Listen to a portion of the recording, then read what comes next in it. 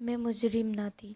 وہ دن اچھی طرح یاد ہیں جب میں 7 برس کی تھی اور اسکول جایا کرتی تھی۔ اسی اسکول میں فیاض میرے ماموں کا بیٹا بھی ہمارے ساتھ پڑھا کرتا تھا۔ پھر وہ لوگ شہر سے گاؤں چلے گئے۔ اب صرف گرمیوں کی چھٹیوں میں ہی ملاقات ہوتی، جب ہم چھٹیاں گزارنے نانی اماں کے گھر جاتے۔ وقت گزرتا رہا، میں اور فیاض بڑے ہو گئے۔ اب جب فیاض سے سامنا ہوتا تو میں نظریں جھکا لیتی۔ وہ بہت خوبصورت نوجوان کا روپ دھار چکا تھا اور میں اس سے شرمانے لگی تھی۔ بظاہر اس سے چھپتی تھی، لیکن دل سے الفات برتنے لگی۔ ماموں جان شہر میں ملازمت کرتے تھے، گاؤں میں تھوڑی سی زمین پر گزارا تھا۔ کھیتی باڑی میں فیاض باپ کا ہاتھ بٹاتا تھا، تبھی 8ویں کے بعد اس کو تعلیم چھوڑنی پڑی۔ گھریلو حالات کی وجہ سے وہ شہر آ کر ایک فیکٹری میں ملازم ہو گیا۔ 1 سال تک ہمارے گھر نہ آ سکا۔ ایک روز آیا تو امی نے بہت خوشی سے اس کا استقبال کیا اور خوب آؤ بھگت کی۔ میں اس کو دیکھ کر خوشی سے نہال تھی، جیسے برسوں کا انتظار ختم ہو گیا ہو۔ امی نے مجھے کھانا پکانے کی ہدایت کی اور خود اس سے باتیں کرنے لگی۔ میں نے کان دھرے تو سنا، وہ کہہ رہی تھی، بیٹا مجھے نور بی بی کی شادی کی بڑی فکر ہے، جانے کب اچھا بر ملے اور کب اس کی شادی ہو، وغیرہ وغیرہ۔ میں نے دیکھا وہ امی جان کی باتیں بڑے غور سے سن رہا ہے، جیسے کوئی کسی کا کہا دل کے کانوں سے سنتا ہے۔ وہ سمجھ گیا تھا کہ امی کا پیغام اس کو دینا چاہتی ہیں۔ لڑکی کی ماں اس سے زیادہ کن الفاظوں میں کھلے گی اور کیا کہہ سکتی ہے۔ جا کر اس نے اپنی ماں سے تذکرہ کیا کہ وہ پھپھو کے گھر گیا تھا اور پھوپھی اپنی بیٹی کی شادی کرنا چاہتی ہیں۔ اس نے اماں سے کہا، اماں تم دیر نہ کرو اور فوراً جاؤ، میری شادی نور بی بی سے طے کر دو، اب میں برسے روزگار ہوں۔ جب مومانی نے بیٹے کے منہ سے یہ الفاظ سنے تو وہ آگ بگولا ہو گئی۔ بولی، ہرگز نہیں، مجھے نہ تیری پھپھو پسند ہے اور نہ ہی اس کی بیٹی نورا۔ میں تیری شادی اپنی بھانجی گوہرا سے کروں گی۔ گوہر فیاض کو قطعی پسند نہ تھی، لہٰذا وہ خاموش رہا اور کچھ روز ماں کے پاس رہ کر واپس شہر اپنی ملازمت پر آ گیا۔ جب مومانی ہمارے گھر کافی دن نہ آئی تو ماں خود ہی ایک روز ان کے گھر گئی اور پوچھا کہ تم نے بیٹے کا رشتہ کرنا ہے؟ میری نور بڑی ہو گئی ہے اور میں اس کی شادی کے بارے میں سوچ رہی ہوں۔ امی جان کی بات سن کر مومانی کے تیور پل بھل پڑ گئے۔ کہنے لگی، تم اپنی بیٹی کی شادی جہاں چاہے کر دو، میں فیاض کی شادی اپنی گوہر سے ہی کروں گی۔ تم ادھر کی آس مت رکھنا، خواہ مخواہ وقت ضائع کرو گی۔ مایوس ہو کر امی لوٹ آئی۔ اپنی بھابھی سے ان کو اس جواب کی امید نہ تھی، لیکن ٹکا سا جواب سن کر انہوں نے فوراً دوسرے رشتے کی تلاش شروع کر دی۔ جلد ہی اماں کو میرے لیے ایک رشتہ مل گیا اور انہوں نے شادی کی تاریخ رکھنے میں دیر نہ کی۔ پل بھر میں تاریخ طے ہوئی، جھٹ پٹ منگنی پٹ بیاہ ہو گیا۔ شادی کے روز میں اتنا روئی کہ بے ہوش ہو گئی۔ مجھے خبر نہ تھی کہ میری شادی ہو رہی ہے۔ اسی حال میں ایک بے جان مورتی کی طرح سجا سنوار کے مجھے رخصت کیا گیا۔ یہ اتفاق تھا کہ جس شخص سے میری شادی ہوئی وہ اس فیکٹری میں مینیجر تھا، جہاں ایک ادنیٰ ورکر کی حیثیت سے فیاض کام کرتا تھا۔ فیاض کو خبر نہ تھی کہ میرا شوہر اس فیکٹری میں کام کرتا ہے۔ وہ اس کو نہیں پہچانتا تھا کیونکہ کبھی آمنا سامنا نہ ہوا تھا۔ ایک روز میں اپنے خاوند کے ساتھ موٹر سائیکل پر فیکٹری کے نزدیک جا رہی تھی کہ فیاض نے مجھے دیکھ لیا۔ وہ ٹھٹک گیا۔ میں بھی حیران اور گمسم اسی کو دیکھ رہی کہ اشر نے سوال کیا، نور کیا دیکھ رہی ہو؟ میں نے کہا، یہ میرے ماموں کا بیٹا ہے، اسی فیکٹری میں کام کرتا ہے، تبھی اس کو دیکھ رہی تھی۔ یہ سن کر اشر اس کے پاس گئے، دعا سلام خیریت درافت کرنے کے بعد اسے گھر آنے کو کہا۔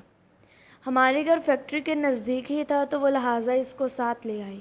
مجھے کہا کہ کھانا بناؤ، تمہارا عزیز ہمارے گھر آیا ہے۔ میں کچن میں جا کر کھانا بنانے لگی۔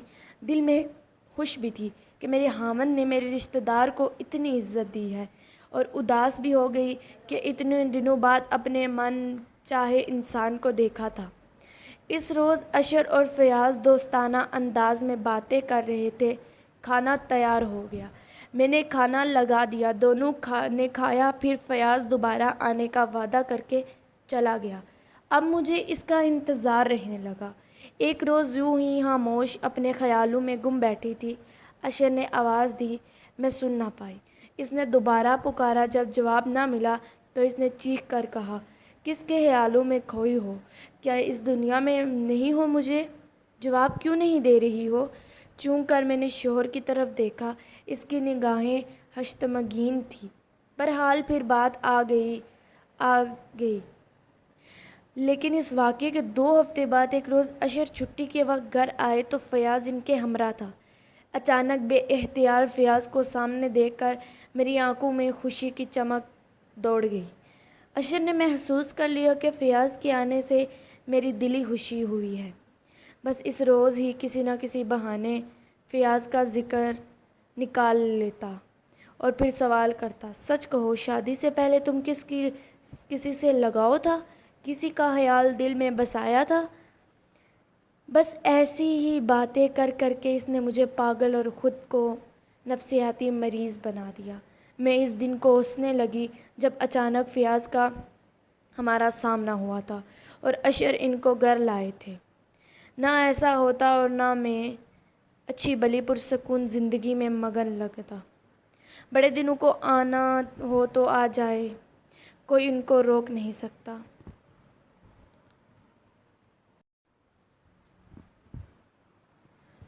ایک دن اشرا نے کسی بات پر مشغول ہو کر مجھے تھپڑ مار دیا اور خود گھر سے چلا گیا۔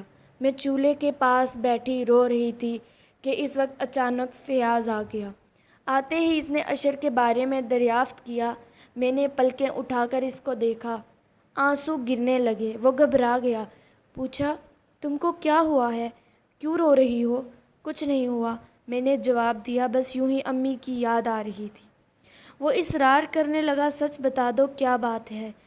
اتنے میں میری ساس کمرے سے باہر آ گئی، فیاض کو دیکھ کر خشمگین نگاہوں سے اسے گھورنے لگی اور پھر خواہ مخواہ صلاحیتیں سنا دی۔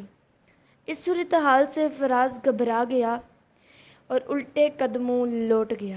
اس دن کے بعد میرا جی بے کل رہنے لگا۔ اب کسی پل چین نہیں آتا تھا۔ سوچتی تھی کہ آخر یہ کیا ہوا، آخر میں کیا قصور ہے جس کی سزا مل رہی ہے۔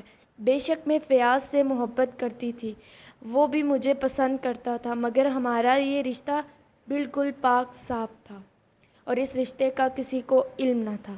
سوچتی تھی کہ اے کاش مومانی مجھ پر رحم کرتی اور میری شادی فیاض سے ہو جانے دیتی تو آج مجھے جنت مل جاتی، مگر اس عورت کی ضد نے ہم دلوں کی خوشیوں کو پورا نہیں ہونے دیا۔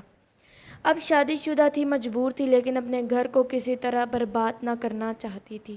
تبھی سوچتی تھی کہ فیاض کو منع کر دوں کہ وہ ہمارے گھر نہ آیا کرے۔ اس کا آنا میرے لیے سخت نقصان دہ تھا، وہ میری بربادی کا سبب بھی ہو سکتا تھا۔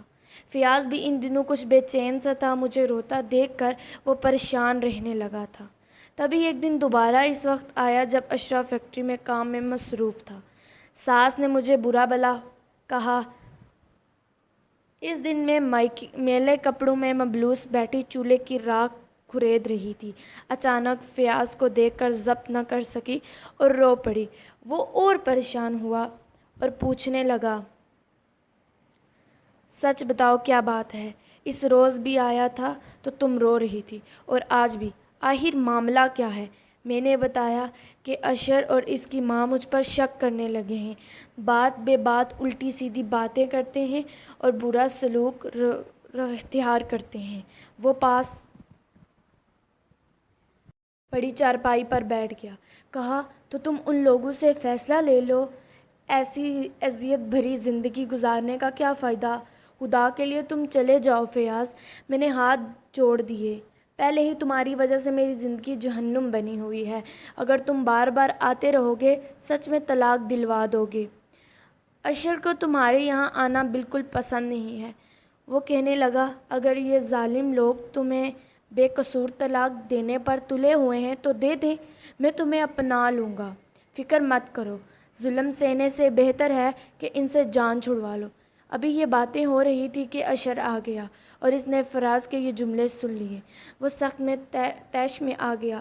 اس نے کہا، فیاض، تمہیں معلوم تھا کہ اس وقت میں ڈیوٹی پر تھا تو میری غیر موجودگی میں تم نے یہاں آنے کی جرت کیوں کی؟ اس کے ساتھ ہی اس نے پاس پڑی ہوئی لکڑی اٹھا لی اور مجھے بے تحاشا پیٹنے لگا۔ بولا، اصل میں تم ہی اس کے ساتھ ملی ہوئی ہو، میری غیر موجودگی میں اپنے عاشق کو بلاتی ہو، آج میں تجھ بد چلن کو ختم کر دوں گا۔ یہ کہہ کر اس نے چھری اٹھا کر چھری اٹھا لی۔ تب اشر مجھے بے تحاشا لاتوں مکوں سے مارنے لگا۔ اس نے دوبارہ لپک کر چھری اٹھانا چاہی مگر فیاض نے اس کو وار کونا کام بنا دیا۔ اس چپنا چٹی میں فیاض نے اپنے بچاؤ کی خاطر چھری کا وار کر دیا۔ چھری اشرا کے پیٹ میں لگی اور جگر میں گھپ گئی۔ یہ پہلا وار ہی اتنا کاری تھا کہ وہ زمین پر گرا اور ڈھیر ہو گیا۔ یہ سب کچھ اچانک ہو گیا، میرے ہوش ہتا ہو گئے اور آنکھوں کے آگے اندھیرا چھا گیا۔ فیاض بھی باغ نکلنے کے بجائے چارپائی پر بیٹھ کر ہانپنے لگا۔ میری ساس نے شور مچا کر سارے محلے والوں کو اکٹھا کر لیا اور پھر لوگ فیاض کو پکڑ کر تھانے لے گئے۔ وہاں اس نے تمام احوال بتا کر قرار جرم کر لیا اور اس کو حوالات میں بھیج دیا گیا۔ پھر مقدمہ چلا اور اسے عمر قید ہو گئی، جبکہ والدین کی بھاگ دوڑ اور اچھے وکیل کی پیروی کی وجہ سے سزا سے بچ گئی۔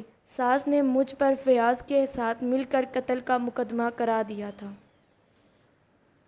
مگر تفتیش کے دوران ثابت ہو گیا کہ یہ بس اتفاق اور اشتعالی صورتحال کا نتیجہ ہے۔ جب تک فیاض جیل کی سلاخوں کے پیچھے رہا، میں نے نہایت کرب سے دن گزارنے۔ اشرا کی وفات سے 2 ماہ پہلے میں امید سے ہو گئی تھی۔ میں نے ایک بیٹے کو جنم دیا اور بہت مشکلات سہہ کر اس کی پرورش کی۔ جب وہ 8 سال کا تھا، فیاض سزا پوری کر کے جیل سے باہر آ گیا۔ اس نے مجھ سے شادی کرنے کی پیشکش کی مگر اس پیشکش کو رد کر دیا۔ میں نہیں چاہتی تھی کہ جو الزام صحیح نہیں تھا لوگ اس کو صحیح سمجھیں۔ وہ یقیناً میرے بیٹے کو کہتے کہ میں نے فیاض سے شادی کی خاطر اپنے شوہر کو قتل کر دیا اور اب اپنی آرزو پوری کی۔ اس طرح میرا بیٹا مجھے غلط عورت جان کر مجھے معاف نہ کرتا۔ میں نے یہ قربانی اس لیے بھی دی کہ میں ماں کے مقدس رتبے سے گرنا نہیں چاہتی تھی۔ وہ چاہتی تھی کہ ساری دنیا کی نظروں میں گر جاؤں مگر میرا بیٹا مجھے اپنے باپ کا قاتل نہ گرا دے۔ اپنے بیٹے کی نظروں سے نہ گر جاؤں۔ آج یہ قربانی رنگ لائی اور میرا بیٹا مجھے عزت و احترام کے ساتھ ماں کہہ کر پکارتا ہے تو میرا دل ٹھنڈا ہو جاتا ہے۔